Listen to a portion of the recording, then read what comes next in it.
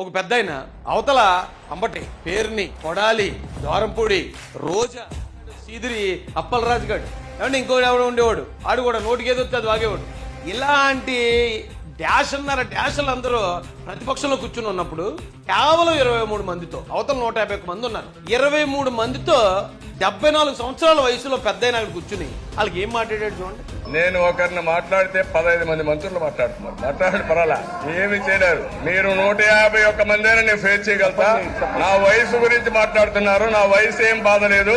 ఎవరు కూడా అధ్యక్ష, నా వయసు ఎంతున్నా 25 సంవత్సరాల కుర్రవాళ్ళకి ఆలోచనలు ఉంటాయి. ఆలోచనలు ఉండే వ్యక్తిని నేను ఆహాహా కాదు, ఓహో కాదయ్యా, అన్నిటి చెప్తా సమాధానం. మీ 150 మందికి సమాధానం చెప్తా. ఒకరికి కాదు, సవారీ చెప్తున్నా, ఎన్నోసార్లు చూశాను. ఆయన చూడండి ఎంత ధైర్యంగా, ఎంత నవ్వుతూ, ఎంత కాన్ఫిడెంట్ గా మాట్లాడాడు చూడండి. 151 మంది ఉన్నారు, అందరు బూతురాయిళ్లే, గలీజ్ ఎదవలు ఉన్నారు ఆ రోజున అసెంబ్లీలో. అనకూడదు కానీ అలాంటి ఎదవలు ఉన్నా సరే ఆ వయసులో పెద్ద ఆయన వచ్చి మీరు ఎంత మంది వచ్చినా సరే నేను సమాధానం చెప్తాను ఎలా నిలబడ్డాడండి. ఇవాళ జగన్ ఒక్క నిమిషం నిలబడలేకపోతున్నాడు అసెంబ్లీలో.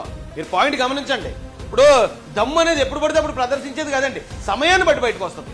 అది ఆ సందర్భంలో వస్తుంది. అలాగే చంద్రబాబు నాయుడు గారు ఆ రోజున ఈ రాష్ట్ర ప్రజలు ఆయనకి 23 సీట్లు ఇచ్చారు. 23 సీట్లు పట్టుకుని వెళ్ళి ఆయన అక్కడ అసెంబ్లీలో కూర్చుని నన్ను నమ్మి 40% మంది ఓట్లు వేశారు ఈ రాష్ట్రంలో. ఖచ్చితంగా ప్రజల తరపున నేను వాయిస్ వినిపించాలి. మీరు 151 మంది ఉంటే ఏంటి చెప్తాను నేను సమాధానం అని ఎలా చెప్పాడండి ఆయన.